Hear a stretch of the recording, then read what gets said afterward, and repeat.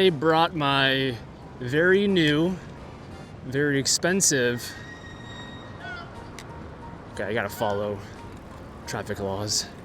This isn't my normal turf. But yeah, I brought my, I don't know how much this thing costs, to be honest. I don't really want to calculate it, but it's at least $5,000.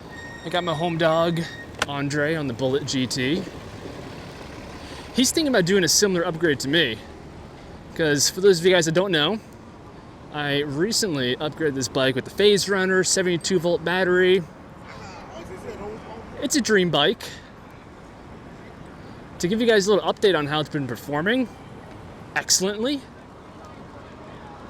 Couldn't be happier.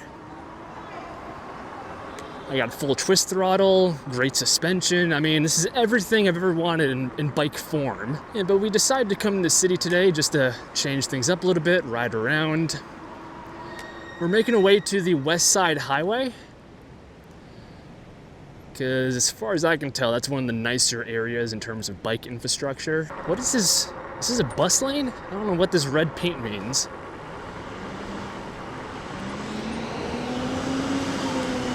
Yeah, buses only. Oh my gosh, this is terrifying. Okay, so that's the West Side Highway. We gotta cross the car highway to get to the bike infrastructure. That's a crossing point. So this is gonna be interesting. All right, we're doing it. This is a lawless place. Oh, safety. Dedicated bike lane. Trees, landscaping, separation. And see, when you actually have dedicated bike infrastructure, there's no, that looks like fun to ride in. But yeah, on a bike path like this, there's no need to go 30, 40 miles an hour. I made this bike go fast as like a safety feature because where I live, there's no bike infrastructure. So I have to be able to keep up with cars in some situations. But this is nice. This is really nice. Yeah, but like I was saying previously, this bike build came out fantastically. I'm really trying to pay attention here and not like insult anybody with my driving. But I now have 124 miles on this new build, excluding how it was previously. This is just with the new setup. And yeah, I'm absolutely loving it, as well as considering what else I can do to make it even better, because that's just how I am. Some of you guys did comment asking what's the point of keeping the original battery on here, because of course the motor, the controller, everything's hooked up to the new 72 volt battery. This old one, it's not connected to the new one because this is only 48 volts, so you can't connect the two. The whole reason why I have this is because it's still wired to the lighting. So I kind of have two systems. One is the drivetrain, and then the other is just the lights. So that's how I retain my headlight, my tail light, as well as my brake light. And I gotta say, having 960 watt hours of capacity just for my lights, it's pretty sweet. But as nice as it is having a massive battery just for lights, it's kind of overkill. So one upgrade I could do in the future to this bike is to take off the stock battery and install a second 72 volt, 15 amp hour battery. And so to make this possible, I would pick up one of these. It's a smart battery combiner. I'm not an expert though. I still have to do research into how the system would operate and if I could charge the batteries while they're connected. You gotta be extra careful when messing with batteries like this. You do not wanna cause an explosion. But yeah, aside from the potential dual batteries and just getting more range out of this thing, it doesn't need anything else. It's so perfect and clean. I don't want to add anything else to it. It'll mess it up.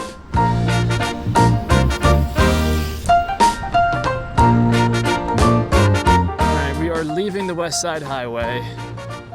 It's been real.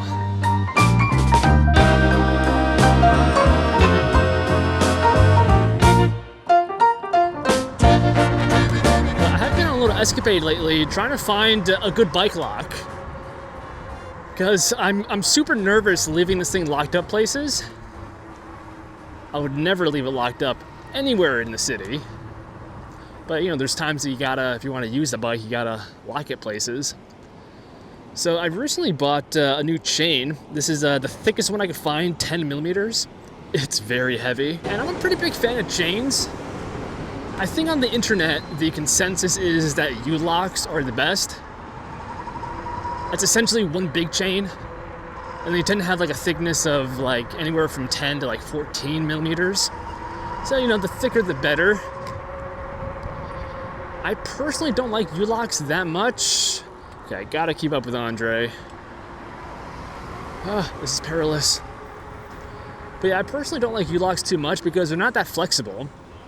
They're only effective if you, like that guy, a signpost or like dedicated bike infrastructure. I'm often locking my bike to like fences and, you know, other secured things. And I just need more reach than a U-lock can offer. And so that leads me back to chains.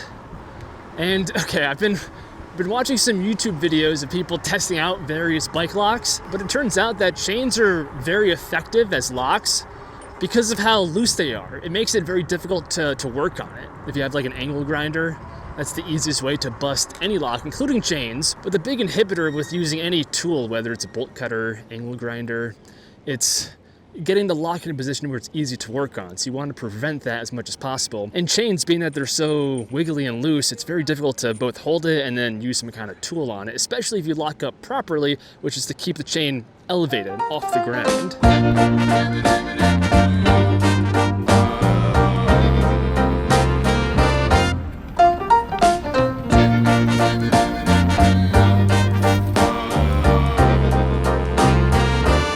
Pretty cool with this bike. You're gonna see here at the top right, it goes between my mileage and temperature. So I have a live readout of the internal temperature of my rear hub motor, which right now is 54.4 degrees Celsius. Completely healthy limits. The next stop is going to be what's supposed to be one of the best food trucks in the city. All right, back to the chaos that is the streets of New York City. Is my camera on or am I just talking to myself? Okay, it is on. Straight ahead? Pretty much until we get to West 48. West 48.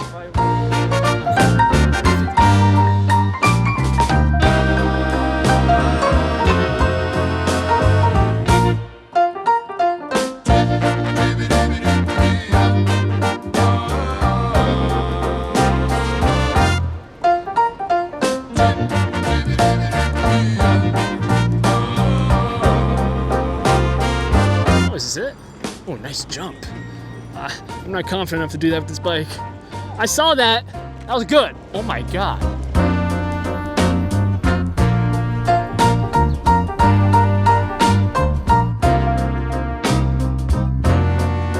right, well, I wanted to end this video with showing you guys the food from the truck.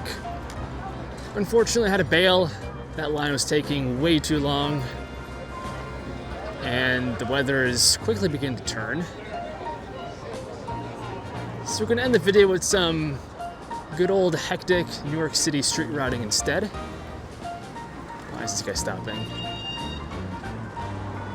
So I hope you guys enjoyed the video. If you did, I always appreciate a like. Yeah, so I hope you guys enjoyed the video. If you did, leave a like. Helps out a lot, greatly appreciated. And I'll see you guys in the next one. Peace.